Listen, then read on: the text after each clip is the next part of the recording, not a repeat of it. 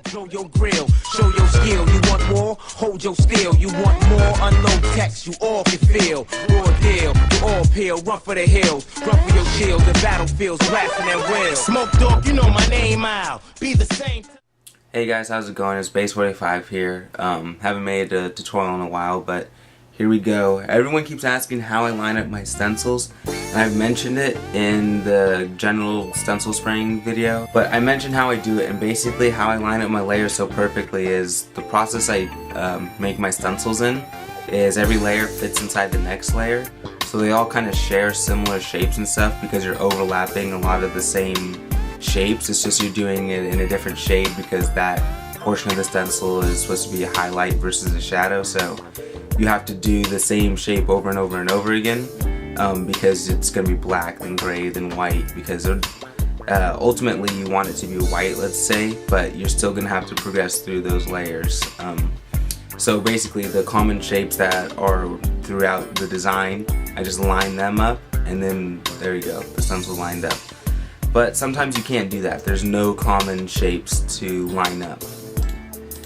So here's my technique for centering it in perfectly, because right here how it is here's the text, but I want an outline that goes around it, so pretty much when it's done it's gonna look like this. So how it's gonna start is it's gonna be all black, and then I'm gonna have to set a layer of white perfectly inside there. It's not gonna be easy. So instead of using any references, which there are none on this because none of the second layer touches the edge from the first layer because it's perfectly set inside, what I'm gonna have to do is create references. So on each stencil there's gonna be a common shape that I'm gonna put on there. Plus sign and an X. And the reason why I use a plus and an X is because it gives you an adequate amount of like different edges, different edges. You'll definitely know when it's off center because you have like an X and a Y axis to line it up on, versus if it was like a circle. Imagine a circle. Pretty much you could spin it entirely on that and it would still be lined up perfectly to the reference, but the stencil will be completely off. Pretty much you just make a plus, make an X, they don't have to be perfect, and you make them on a separate layer and you keep them on your stencil. You want to space them apart, and you usually want to have whatever you're trying to line up in the middle between these two. You want these spaced further apart because that also helps with lining them up, because then there's less movement, less tolerance that that could offset your stencil and make it not line up perfectly. So make your plus, make your X, print out your first layer and print out your second layer with the plus and the X on each. Okay, so right now I just made a line on this piece of paper, so now I can line up the stencil again pretty much at the height that I want it at, or I'm not sure what you'd say, but I can just bump it up to this line, then I just have to get my x-axis on point and then it'll be good. So I'm going to spray adhesive out on this and then I'll put it back on. Okay, so I spray adhesive this and I'm pushing it down right now. And what I'm going to do is I'm just going to lift up the plus and the X. I'm going to slide in something underneath them. So I got some paper over here. So now I'm going to decide what colors I want to spray this in.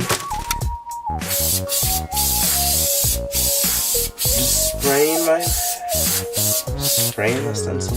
And then you spray your plus. And then you spray your X. Boom. And then that's fine. So now I'm going to take this off.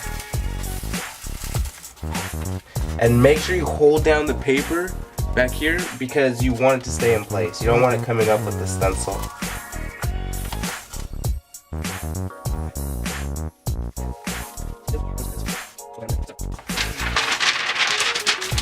Okay, so there's my plus, there's my minus, there's my text in the middle. If you look here, let me show you this. If you look real close, you can see that it's just the same layer printed twice. I just cut out the inside and left the stroke, so on the back, you know, it's a lot thinner than, yeah.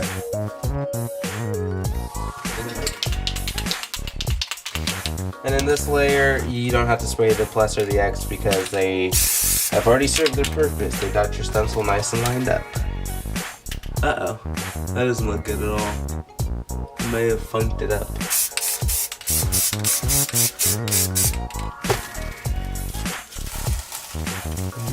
Please, please, please. Oh, okay. That's not dark enough. So I'm gonna mist some black in there, even though I barely have any. Hopefully that will. You guys got to see, even though it's kind of a poor example, how you can line up a layer perfectly when it's set inside like that. So enjoy using this, and thanks for watching that.